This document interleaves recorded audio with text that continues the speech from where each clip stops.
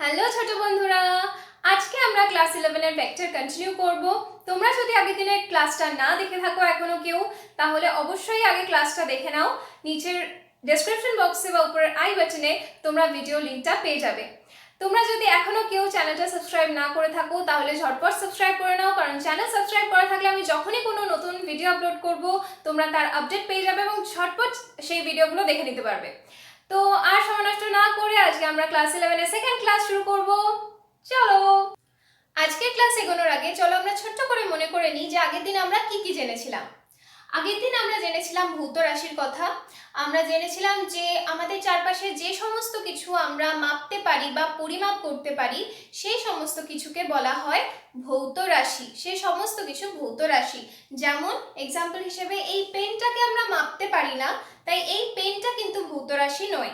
কিন্তু এই পেনের দৈর্ঘ্য, এর ভর, আয়তন, ক্ষেত্রফল, উষ্ণতা, ঘনত্ব এই সমস্ত কিছু কিন্তু ভৌত রাশি। এবার ভৌত রাশিকে আমরা বলেছিলাম যে আমরা ভৌত রাশিকে দুভাগে ভাগ করতে পারি।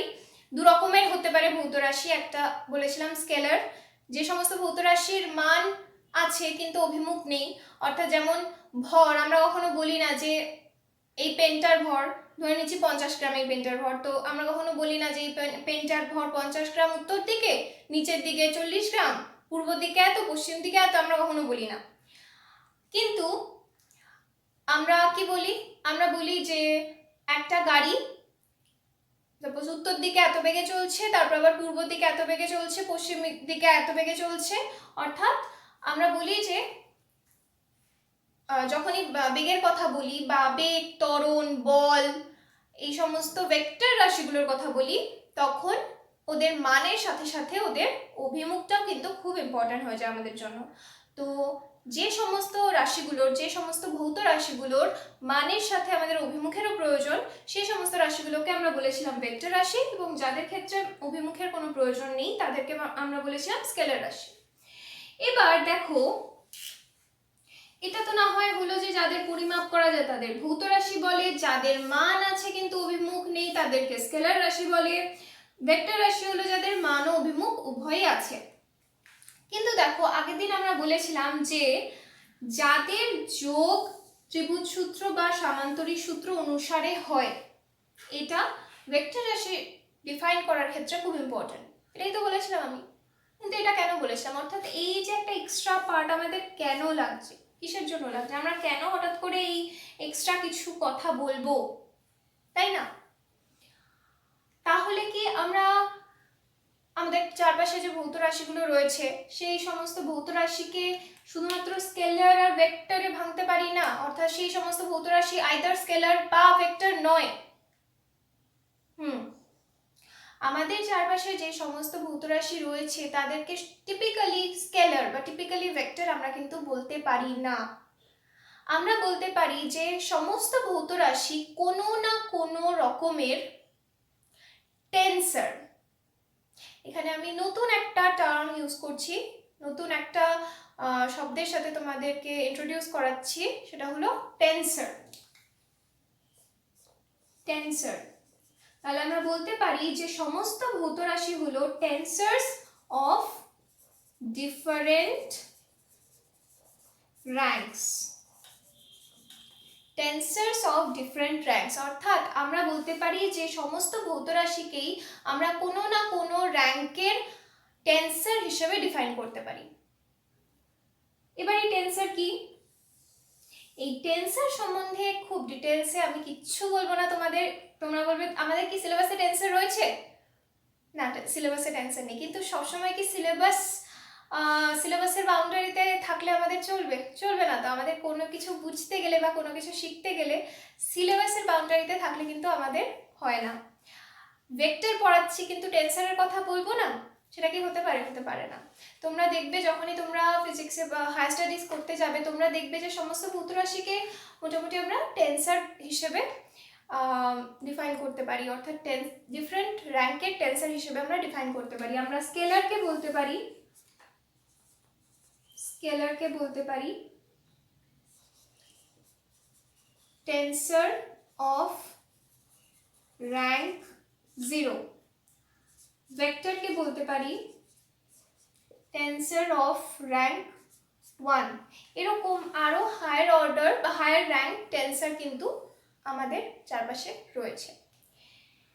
এবার টেন্সর রিলেটেড কোনো কিছুতে এর থেকে ডিটেলসে আমি যাব না, কারণ আমি যদি টেন্সর তোমাদের পড়াতে শুরু করি তোমরা ভেক্টর আর স্কেলারই ভুলে যাবে। তো আমি পড়া থেকে খুব বেশি, সিলেবাস থেকে খুব বেশি সরবো না, কিন্তু টেন্সর টার্মটা কিন্তু তোমাদের জানাটা খুবই দরকার। এই টেন্সর টার্মটা যদি না জানো তোমরা, বা টেন্সর বেসিক কনসেপ্টটা তোমাদের না থাকে, তোমাদের অনেক কিছুই বুঝতে অসুবিধা হবে, বা ইন ফিউচার যখন তোমরা হায়ার স্টাডিজ করবে তোমাদের এই টার্মটার সাথে পরিচিত হতেই হবে। তো ছোট্ট করে এখন না হয় জেনেই রাখলে।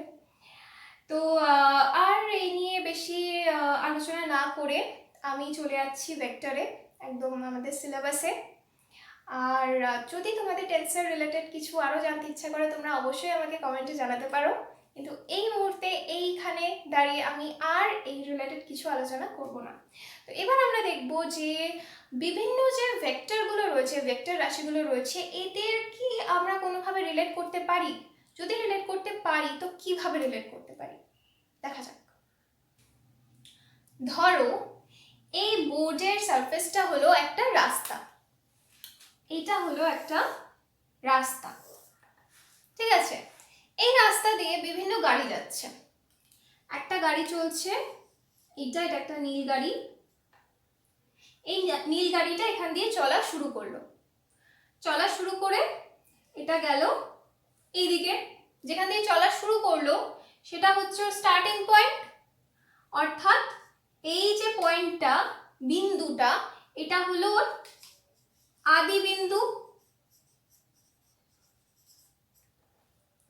আর ও এখান দিয়ে চলা শুরু করে এই সামনের দিকে যাচ্ছে, অর্থাৎ পূর্ব দিকে যাচ্ছে ধরে নিচ্ছি, আমার কাছে এটা পূর্ব দিক, তো পূর্ব দিকে যাচ্ছে ধরে নিচ্ছি, পূর্ব দিকে ও গেল সাপোজ 40 মিটার গেল, অর্থাৎ ওর আদি বিন্দু থেকে সরণ হলো 40 মিটার, গিয়ে এখানটা একটা কোথাও পৌঁছলো ফাইনালি। তো এই যে যেখানে গিয়ে পৌঁছলো, এখানে গিয়ে এটা ওর এন্ড পয়েন্ট, মানে ওর শেষ বিন্দু। তো এই নীল গাড়িটার সরণ হলো এই আদি বিন্দু থেকে শেষ বিন্দু অবধি। এখানে ধরে নিচ্ছি আমার কাছে আরেকটা গাড়ি আছে, এই গাড়িটা রয়েছে আমার লাল রঙের একটা গাড়ি, এইখান থেকে স্টার্ট করলো, একদম এর সাথে স্টার্ট করলো, গিয়ে পৌঁছলো এইখানে। ও ঠিক 40 মিটারই সরণ ওর ঘটলো। এবার আরেকটা গাড়ি, সাপোজ এটা সবুজ গাড়ি, ঠিক আছে? এ কি করলো, ও ঠিক এর প্যারালাল, এরা দুজন যেরকম প্যারালাল আছে, সমান্তরাল আছে, এর সাথে প্যারালাল রাস্তা ধরে চলছে, গিয়ে এদের থেকে একটু বেশি গেল এবং গিয়ে শেষ করলো 50 মিটারে। দেখ এই তিনটে ক্ষেত্রে এই দুটো গাড়ি যতটা গেল, অর্থাৎ ওদের যতটা সরণ হলো, সরণ আমরা আগের দিন কি দেখেছিলাম, সরণ একটা কোনো নির্দিষ্ট দিকে হয়তো, তার মানে সরণ একটা ভেক্টর। এই যে সরণ ভেক্টর, এই দুটোর ক্ষেত্রেই এই সরণ ভেক্টরের মান দুজনের ক্ষেত্রে সমান। এবার এই দুটোরই অভিমুখ, অর্থাৎ এই দুটোই যাচ্ছে কোন দিকে না, পূর্ব দিকে, এই দুটো গাড়ি যাচ্ছে পূর্ব দিকে, এদের মানও সমান, এই দুটোর ক্ষেত্রে মানও সমান এবং অভিমুখও সমান, তাই তো? মান এবং অভিমুখ একই। কিন্তু দেখ এর ক্ষেত্রে অভিমুখ একই কিন্তু মান আলাদা, এখানে ছিল 40 মিটার, এখানে 50 মিটার, অর্থাৎ এদের থেকে এর মান আলাদা হয়ে যাচ্ছে। আমরা যদি বলি যে এই দুটো ভেক্টরের মান এবং অভিমুখ একই, তাহলে কি এই দুটোর আর আলাদা হওয়ার কিছু আছে? তার মানে এই দুটো সমান, অর্থাৎ এই দুটো ভেক্টরকে আমি বলবো সমান ভেক্টর। এর যদি আমি নাম দেই, ধরে নিচ্ছি এটা হলো এ ভেক্টর প্রথমটা, আর দ্বিতীয়টা হলো বি ভেক্টর, এই লালটা বি ভেক্টর, নীলটা এ ভেক্টর। তাহলে আমরা বলতে পারি যে A vector equal B vector. আমরা আগের দিন বলেছিলাম না যে যখনই আমরা ভেক্টর লিখবো তখন তার মাথায় একটা করে ছোট্ট করে অ্যারো দেবো, তাই তো? তাহলে আমরা বললাম A vector equal B vector. কিন্তু দেখ এখানে এই যে এই ভেক্টরটাকে আমি যদি নাম দিই সি ভেক্টর, তাহলে দেখ এই সি ভেক্টর কিন্তু এ ভেক্টর এবং বি ভেক্টরের সাথে সমান নয়, অর্থাৎ এর অভিমুখ এ এবং বি ভেক্টরের সাথে একই, কিন্তু এর মান কিন্তু আলাদা নয়। তাই জন্য আমরা কি বলতে পারি যে A vector equal B vector but not equal C vector. তাহলে এই এ ভেক্টর এবং বি ভেক্টরকে আমি বলতে পারি কি সমান ভেক্টর, কিন্তু সি ভেক্টর কিন্তু এ ভেক্টর বি ভেক্টরের সাথে সমান নয়। এবার দেখ আরেকটা যদি আমি বলি, আরেকটা গাড়ি, আরেকটা সবুজ গাড়ি, ঠিক আছে? এবার এই যে সবুজ গাড়িটা ধর এখান থেকে এখানে গেল, গিয়ে কি করলো, এখান থেকে এখানে গিয়ে ও আবার ব্যাক করলো কোন দিকে? এদিকে ব্যাক করলো, ঠিক আছে? এই গাড়িটাই এদিকে ব্যাক করলো, এখান থেকে স্টার্ট করে, মানে এখান থেকে, তাহলে এইদিকে আমি যদি আঁকি, এখান থেকে স্টার্ট করে ও এইদিকে গেল 40 মিটার, ঠিক আছে? তাহলে এটা ওর আদি বিন্দু, এটা ওর শেষ বিন্দু, এখান থেকে স্টার্ট করলে এটাকে আমি একটা আলাদা ভেক্টর নাম দেব ডি ভেক্টর, কারণ এর অভিমুখ এবং মান দুটোই আলাদা সি এর থেকে, তাই না? এর মান কি ছিল 50 মিটার, এর মান 40 মিটার, এর অভিমুখ এই দিকে, এর অভিমুখ এই দিকে। তাহলে দেখ এই যে সি ভেক্টর আর ডি ভেক্টর এদের মান আলাদা কিন্তু অভিমুখ ঠিক অপোজিট, তাই না? কিন্তু দেখ এই এ ভেক্টর আর বি ভেক্টরের সাথে ডি ভেক্টরের কি কোনো সম্পর্ক রয়েছে? দেখ তিনটের ক্ষেত্রেই মান সেম, কিন্তু অভিমুখ এ ভেক্টর বি ভেক্টরের অভিমুখ সেম, কিন্তু ডি ভেক্টরের অভিমুখ এ বি এর ঠিক অপোজিট, তাই না? অর্থাৎ এ বি এর বিপরীত ভেক্টর হলো ডি ভেক্টর। অর্থাৎ আমরা যদি এটাকে লিখি ভালো করে, তাহলে আমরা কিভাবে লিখতে পারি না, এ ভেক্টর এর মড, কারণ আমরা আগের দিন বলেছিলাম যে যখনই আমরা মানের কথা বলবো বা পরম মানের কথা বলবো তখন আমরা এটাকে মড দিয়ে লিখবো, মড বা মডিউলাস এরকম দুদিকে দাগ দিই, তাই না? তো মড এ ভেক্টর অর্থাৎ এ ভেক্টরের মান ইকুয়াল বি ভেক্টরের মান ইকুয়াল ডি ভেক্টরের মান, তাই না? আমরা তো এটা লিখতেই পারি, তাই তো? কিন্তু এবার এখানে একটা নতুন ব্যাপার চলে আসছে, যে অভিমুখের কথাটা চলে আসছে। এই অভিমুখটা নিয়ে আমরা কি করি? দেখ আমরা তো এটা তো আমরা বলেই দিয়েছি অলরেডি যে A vector equal B vector, তাই না? যদি এখানে মানের কথা শুধু বলি তাহলে মান তো এই তিনটার একই সেম, তো আমরা লিখে ফেলতে পারলাম A mod of A vector equal mod of B vector equal mod of D vector. কিন্তু এই যদি ভেক্টরের কথা বলি অর্থাৎ অভিমুখের কথা বলি তাহলে কি হবে? তাহলে দেখ A vector B vector equal বলে ডি ভেক্টর ঠিক তার অপোজিট, অর্থাৎ ডি ভেক্টরকে ঠিক যদি আমরা 180 ডিগ্রি রোটেট করিয়ে দিই, অর্থাৎ ঠিক এর অপোজিটটা নেই, বিপরীতটা নেই। বিপরীত আমরা কিভাবে চিহ্ন দিই? নেগেটিভ, মাইনাস দিয়ে, তাই না? অর্থাৎ এই A vector equal B vector লিখেছি আমরা, সাথে কি লিখবো আমরা? Minus D vector. অর্থাৎ এ ভেক্টর এবং ডি ভেক্টর বা বি ভেক্টর এবং ডি ভেক্টর ঠিক একে অপরের অপোজিট বা বিপরীত। তাহলে এ ভেক্টর এবং বি ভেক্টর আমরা বললাম কি এই দুটো হলো সমান ভেক্টর, আর এ ভেক্টর আর ডি ভেক্টর হলো বিপরীত ভেক্টর, বিপরীত ভেক্টর বা ঋণাত্মক বা নেগেটিভ ভেক্টর। অর্থাৎ এ এবং ডি এর মান কিন্তু সেম, বা বি এবং ডি এর মান কিন্তু সেম, কিন্তু কি আলাদা? অভিমুখ আলাদা। ডি এর অভিমুখ এইদিকে, এ বা বি এর অভিমুখ এইদিকে, সেই জন্য আমরা বলতে পারি এ আর ডি হলো বিপরীত ভেক্টর, বা বি আর ডি হলো বিপরীত ভেক্টর, কিন্তু এ আর বি হলো সমান ভেক্টর, ঠিক আছে? এবার এখানে আরেকটা কথা আমি অবশ্যই বলবো, দেখ এই যে এ B C D, C K তো আমরা এই তিনটের সাথে ইকুয়েট করতে পারলামই না কোনোভাবে, কারণ সি এর মানই হয়ে যাচ্ছে আলাদা। কিন্তু দেখ এই চারটে ক্ষেত্রেই, অর্থাৎ এই চারটে ভেক্টরের ক্ষেত্রেই একটা জিনিস কমন, কি বলতো? এই চারটে ভেক্টরই আমি বোর্ডের প্লেনে আঁকতে পেরেছি। অর্থাৎ আমরা দেখলাম যে এই চারটে গাড়ি, এই যে এ বি সি ডি, এই চারটে গাড়ি কিন্তু একই রাস্তা দিয়ে চলছে, তাই না? একই রাস্তা দিয়ে এই চারটে গাড়ি চলছে, অর্থাৎ চারটে গাড়ি না, তিনটে গাড়ি, একটা দুটো তিনটে গাড়ি, আমি বলেছি ডি আবার ফিরে আসছে, তাই না? তো এই তিনটে গাড়ি একই রাস্তা দিয়ে চলছে। ও যখন ফিরলো একই রাস্তা দিয়ে ফিরলো, একই প্লেন দিয়ে ফিরলো, একই সমতলে ফিরলো, একই সমতলে, ঠিক আছে, এই বোর্ডের তলে। যদি ওরা একই সমতলে না থাকতো তাহলে কিন্তু আমি বোর্ডের তলে এরকম ভাবে আঁকতে পারতাম না, তাই না? কেন আঁকতে পারছি? কারণ এরা তিনজন বা এরা চারজন বলতে পারি, চারটে ভেক্টর বলতে পারি, এই চারটে ভেক্টর কিন্তু একই সমতলে রয়েছে। যদি আমি বলি যে আমার কাছে আরেকটা গাড়ি রয়েছে যে কিনা ধর এরকম একটা জায়গা দিয়ে,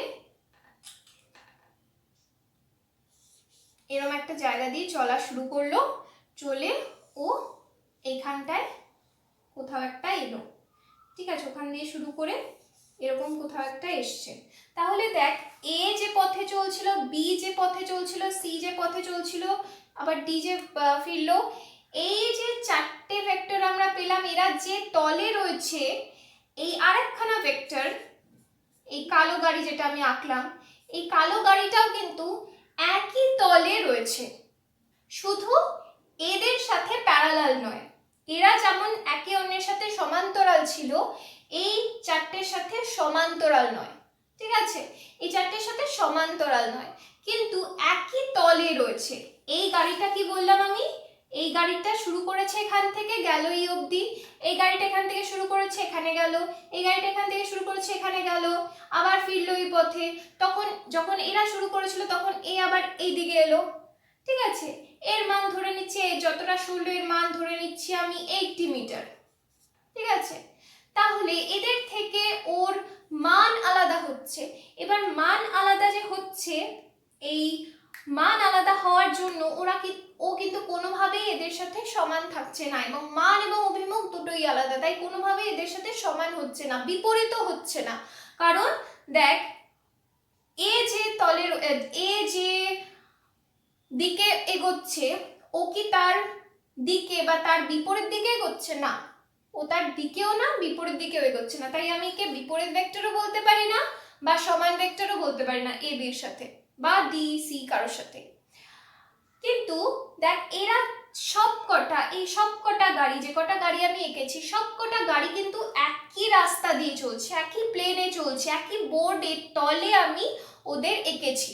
তাই এই সবকটা ভেক্টর এ বি সি ডি ই, এই সবকটা ভেক্টর হলো সমতলীয় ভেক্টর, সমতলীয় ভেক্টর বা কোপ্লেনার ভেক্টর। এবার এখানে আরেকটা টার্মও আমি আনতে চাই, যা হলো একরেখীয় ভেক্টর। একরেখীয় ভেক্টর কি? একরেখীয় ভেক্টর তোরা নাম থেকেই বুঝতে পারছিস যে যদি কিছু ভেক্টর একই রেখায় থাকে। এবার এখানে একই রেখা মানে কি? একই রেখা মানে কি, এই যে এ চলছিল, সাপোজ এই চলছিল, এ চলে তারপরে আবার এখান দিয়ে আরেকটা গাড়ি চলা শুরু করলো, এখানে যদি আরেকটা গাড়ি চলা শুরু করে, এখানটা সাপোজ এই গাড়িটাই আবার চলছে, বা এখানে আরেকটা গাড়ি ছিল এই চলা শুরু করলো, এখানটা একটা কিছু নাম দিয়ে দিলাম এফ ভেক্টর, এরা একই রেখায় রয়েছে, সেই জন্য এদেরকে আমি একই রেখা বলবো, এ আর এফ? না, যে সমস্ত ভেক্টর একই দিকে চলে, একই অভিমুখে, যে সমস্ত ভেক্টরগুলোর অভিমুখ এক, সেম, তাদেরকেই আমরা বলবো একরেখীয় ভেক্টর বা কোলিনিয়ার ভেক্টর। অর্থাৎ এখানে আমরা কোন কোন কোলিনিয়ার ভেক্টর পাচ্ছি? এ বি সি ডি, এই চারটেই হলো কোলিনিয়ার ভেক্টর বা একরেখীয় ভেক্টর। কে নয়? এইটা নয়, এইটা কিন্তু কোলিনিয়ার বা একরেখীয় নয়। বাদ বাকি এ বি সি ডি এরা প্রত্যেকে, এই এফ প্রত্যেকে কিন্তু কোলিনিয়ার বা একরেখীয় ভেক্টর। কেন না এরা প্রত্যেকে একে অপরের সাথে সমান্তরালে, সমান্তরালে আছে মানে কি এ এর সাথে যদি এ সমান্তরালে থাকে, এই দুটো যদি সমান্তরালে থাকে তার মানে কি এই দুটোর অভিমুখ সেম। যদি কোনো ভেক্টরের অভিমুখ সেম হয়, যদি দুটো বা তার বেশি ভেক্টরের অভিমুখ সেম হয়, আমি তাদেরকে বলতে পারি যে তারা এক রেখীয় ভেক্টর অর্থাৎ কোলিনিয়ার ভেক্টর। ঠিক আছে, তাহলে এখানে কোলিনিয়ার ভেক্টর কারা? কোলিনিয়ার ভেক্টর হলো এ বি সি ডি এফ, এরা হলো কোলিনিয়ার বা একরেখীয় ভেক্টর। আর কোপ্লেনার বা একতলীয় ভেক্টর কারা? A B C D E F প্রত্যেকটা হলো একতলীয় ভেক্টর। তাহলে আমরা সমান ভেক্টর কাদের বলতে পারি? না একই মান এবং অভিমুখ সম্পন্ন ভেক্টরগুলিকে আমরা সমান ভেক্টর বলতে পারি। তো এখানে যে ভেক্টরগুলো আমি এঁকেছি এর মধ্যে থেকে সমান ভেক্টর কারা কারা? দেখো এই এ এবং বি এর মান এবং অভিমুখ দুটোই একই দিকে, একই, তো এদেরকে আমি সমান ভেক্টর বলতে পারি। তাহলে আমি বলতে পারি A vector equal B vector. আর কি এখানে এদের সমান কেউ আছে? এদের সমান মানের দিক থেকে এ আছে আর এ আছে, কিন্তু মান এবং অভিমুখ সমান দুটোই এরকম কিন্তু কেউ নেই।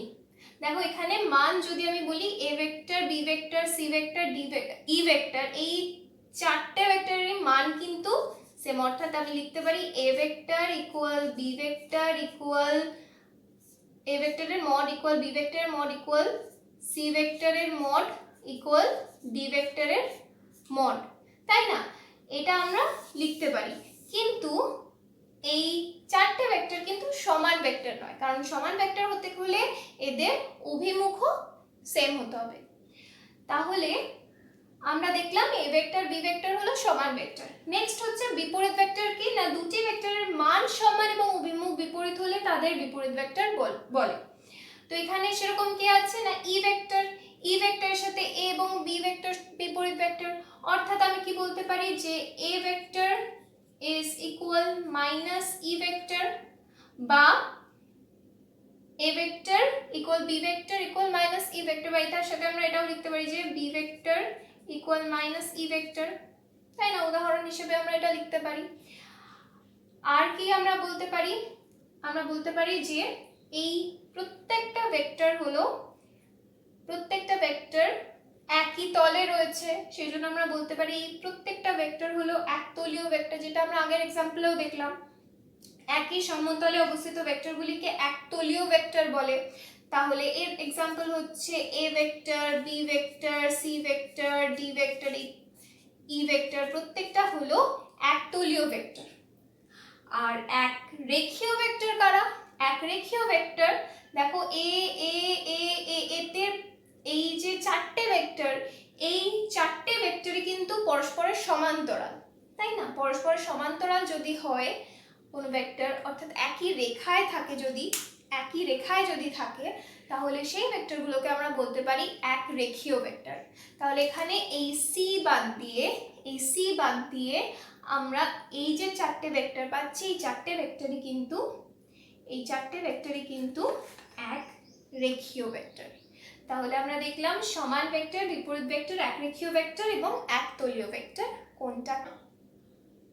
ধর আমার কাছে এরকম একটা জায়গায় অনেকগুলো মানুষ মিটিং করছিল, ঠিক আছে? এখানে একজন, এখানে একজন, এখানে একজন, এখানে একজন, প্রত্যেককে এরকম একটা একই জায়গায় মিটিং করছিল, ঠিক আছে? মিটিং শেষ হয়ে যাওয়ার পর এ এদিকে চলে গেল, এ এদিকে চলে গেল, এ এদিকে গেল, এ এদিকে গেল, এ এদিকে গেল, ঠিক আছে? অর্থাৎ এইখানটায় এদের মিটিং হচ্ছিল।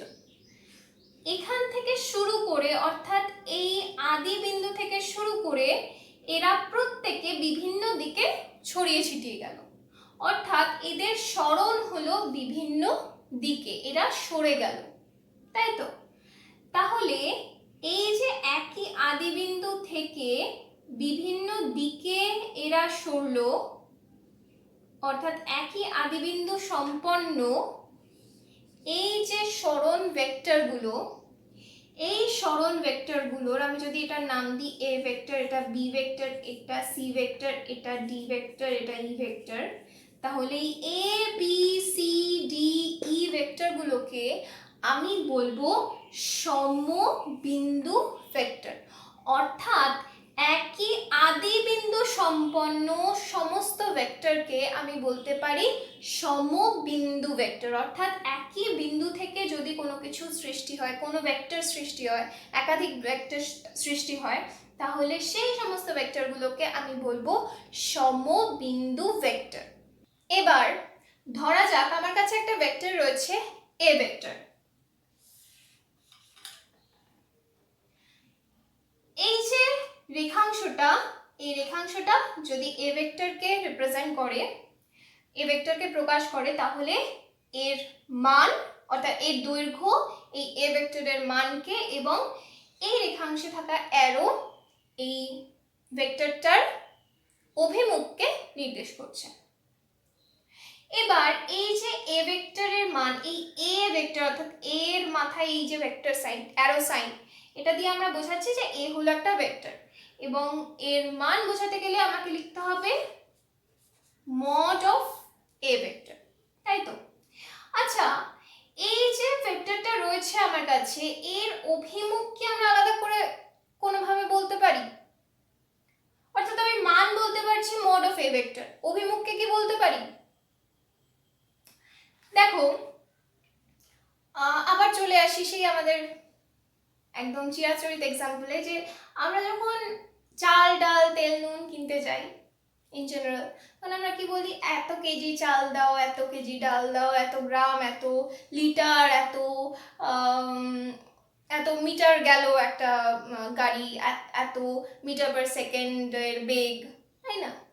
এই যে কেজি, মিটার, লিটার, এগুলো কি অ্যাকচুয়ালি? এগুলো হলো ওই সমস্ত রাশির একক, তাই তো? এই সমস্ত রাশির কিসের একক এগুলো? এই সমস্ত রাশির মানের একক। ওই সমস্ত কিছু K G, metre, metre per second, gram, kelvin, joule, এই সমস্ত কিছু কি?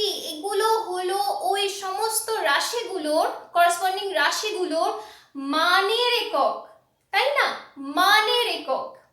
এরকম আমরা যদি কোনোভাবে অভিমুখের একক বার করতে পারি, তাহলে নিশ্চয়ই আমরা ভেক্টরের অভিমুখটাও বার করতে পারবো, সাথে মান বসিয়ে পুরো ভেক্টরটাকে পেয়ে যাব, তাই না? তাহলে আমরা এই ভেক্টরের একক কিভাবে পাবো? একক ভেক্টর দিয়ে, একক ভেক্টর দিয়ে। একক মান সম্পন্ন এবং নির্দিষ্ট অভিমুখ সম্পন্ন ভেক্টরকে একক ভেক্টর বলে। কি হলো, কি বুঝলাম আমরা? এই যে এ ভেক্টরটা রয়েছে, এই এ ভেক্টরের অভিমুখে যদি আমরা একটা একক মান সম্পন্ন ভেক্টর পেয়ে যাই, অর্থাৎ একটা ভেক্টর যদি, এই যে ছোট্ট একটা ভেক্টর, এর মান যদি আমি ধরে নিই একক, এক ইউনিট, এক একক, এইটাকে আমরা যদি সাপোজ এই ভেক্টর যদি হয় 5 মিটার সাপোজ, তাহলে এটা যদি হয় 1 মিটার, এটা যদি হয় 1 মিটার, এরকম যদি আমি 5টা 1 মিটার পরপর বসাই, তাহলে আমি পুরোটা কি পেয়ে যাব? 5 মিটার পেয়ে যাব, তাই না?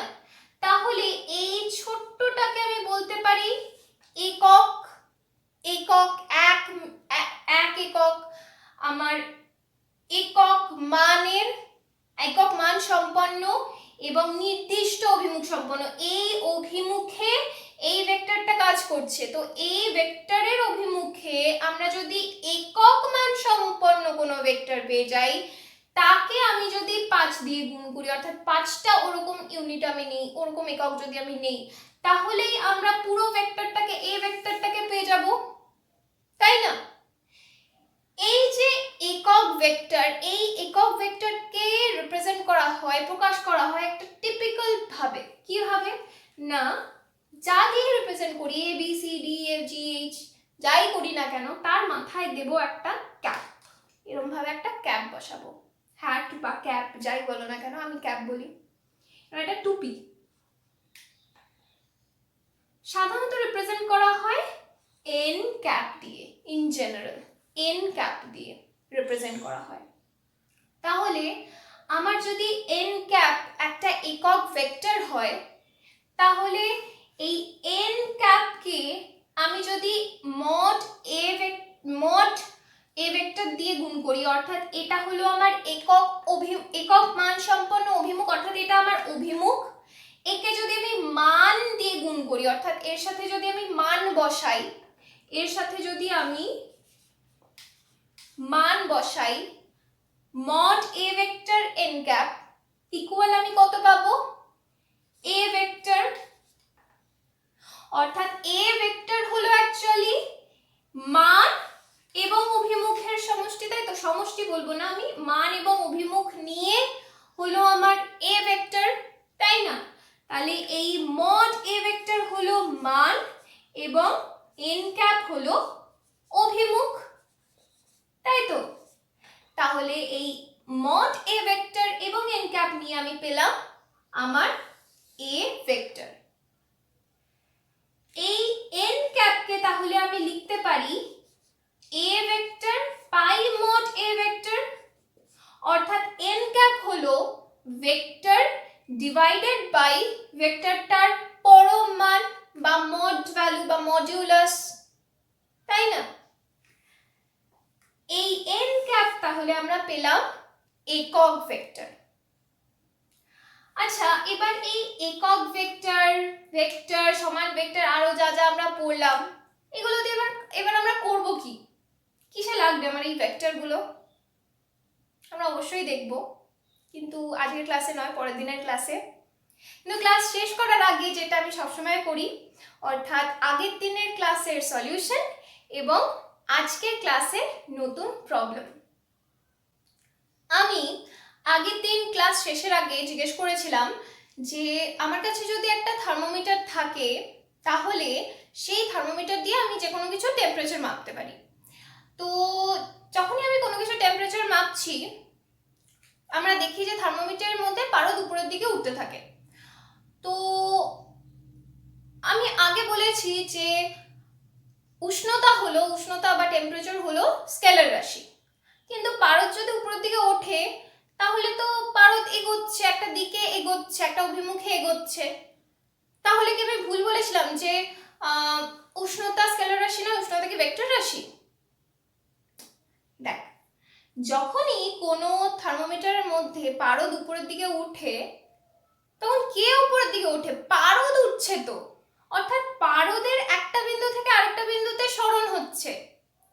উষ্ণতা কি উপরের দিকে উঠছে? উষ্ণতা তো উপরের দিকে উঠছে না, উষ্ণতা তো নিজের মতো বাড়ছে, তাই না? কে বাড়ছে, কে উঠছে না? উঠছে পারদ, অর্থাৎ পারদের একটা বিন্দু থেকে আরেকটা বিন্দুতে সরণ ঘটছে। আর আমরা তো জানি সরণ হলো ভেক্টর রাশি, অর্থাৎ সরণের মান এবং অভিমুখ উভয়ই আছে, তাই সরণ হলো ভেক্টর রাশি। সেই জন্য সরণ উপরের দিকে উঠছে, কিন্তু উষ্ণতা কিন্তু উপরের দিকে উঠছে না, তাই না? উষ্ণতার কোনো রকম অভিমুখে গমন হচ্ছে না, অভিমুখ নেই, তাই উষ্ণতা কিন্তু স্কেলার রাশি, কিন্তু পারদের সরণ ভেক্টর রাশি। আজকে আমরা যে কোশ্চেনটা দিয়ে শেষ করব সেটা হলো যে, দেখ আমার কাছে যদি 5 কেজি চাল থাকে এবং 10 কেজি ডাল থাকে, তাহলে এদের কি আমরা যোগ করতে পারি? যদি যোগ করতে পারি তো এদের যোগফল কত হবে আমাকে কমেন্টে জানাবে। ঠিক সিমিলারলি আমাকে জানাবে যে এই 5 কেজি চালের সাথে আমরা কি 5°C উষ্ণতা চালের যোগ করতে পারি? যদি পারি তারও অ্যান্সার আমাকে কমেন্টে জানাবে। কেন পারি এবং কেন পারি না সেটাও জানাবে। পারলে কেন পারি এবং না পারলে কেন পারি না অবশ্যই জানাবে। ঠিক আছে, তো আজকের ভিডিও যদি তোমাদের ভালো লেগে থাকে, আজকের ক্লাস যদি তোমাদের ভালো লেগে থাকে, তাহলে অবশ্যই আমাকে কমেন্টে লিখে জানাবে তোমাদের কেমন লাগলো। ভিডিওটা লাইক করো, বন্ধুদের সাথে শেয়ার করো এবং অবশ্যই সাবস্ক্রাইব করতে ভুলো না। টাটা।